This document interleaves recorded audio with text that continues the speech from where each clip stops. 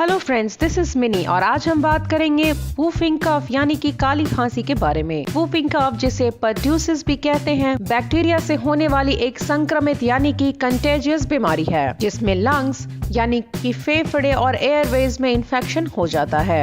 इस काली खांसी के दौरान बार बार कॉफिंग की परेशानी होती है जो करीब 2 से 3 महीने तक हो सकती है। छोटे बच्चों में ये ज्यादातर पाई जाती है जिससे वो बेहद ही बीमार हो सकते हैं। कुकुर खांसी में कोई भी बच्चा खांसता है या उसकी सर्दी के जो छींटे होते हैं उससे भी इन्फेक्शन दूसरों तक फैल सकता है। वूफिंग कफ यानी कि काली खांसी के कुछ कॉमन सिम्टम होते हैं जिन्हें देखकर हम इसे नॉर्मली इग्नोर कर देते हैं। वो है माइल्ड कॉफिंग यानी कि हल्की खखार का आना, स्नीजिंग यानी कि सर्दी, रनिंग नोज यानी कि नाक से लगातार पानी चलना एंड लो फीवर जो कि 102 फ़ारेनहाइट से कम हो।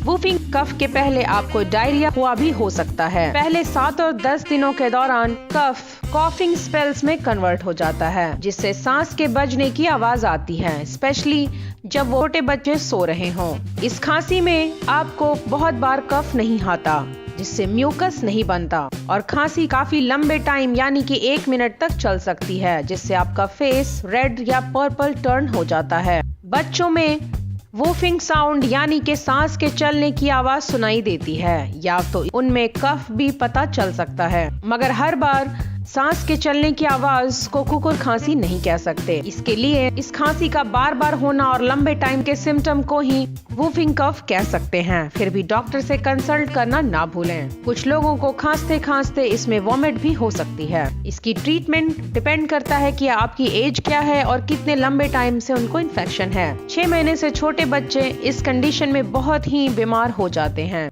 ऐसे में उन्हें हॉस्पिटल ले जाकर ट्रीटमेंट कराना फायदेमंद होता है।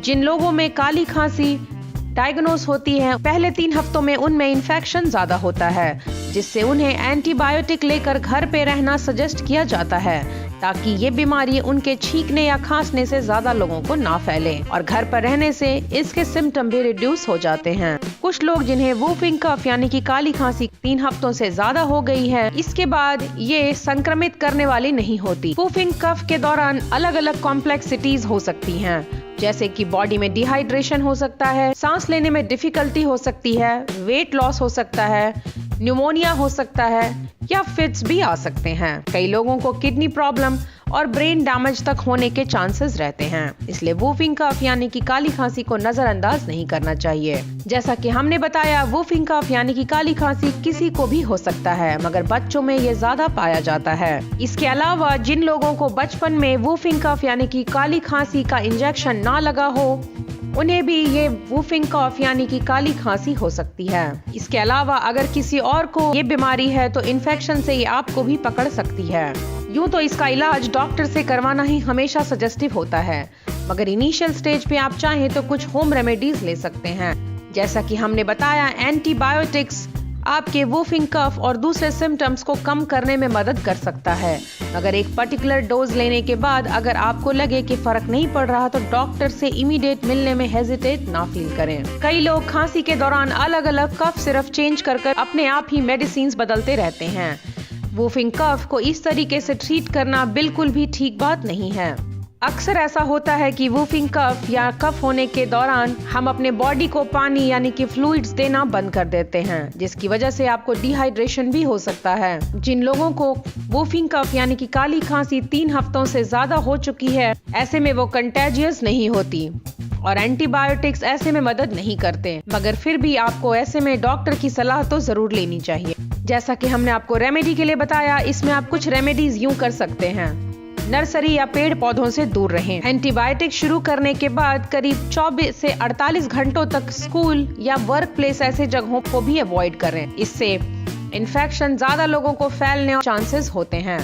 वूफिंग कफ होने के बाद बच्चे का मुंह और नाक को एक टिश्यू से ढककर रखें। खांसने और स्नीज करने के दौरान इस टिश्यू का इस्तेमाल करें जिससे ये इन्फेक्शन किसी और को ना लगे।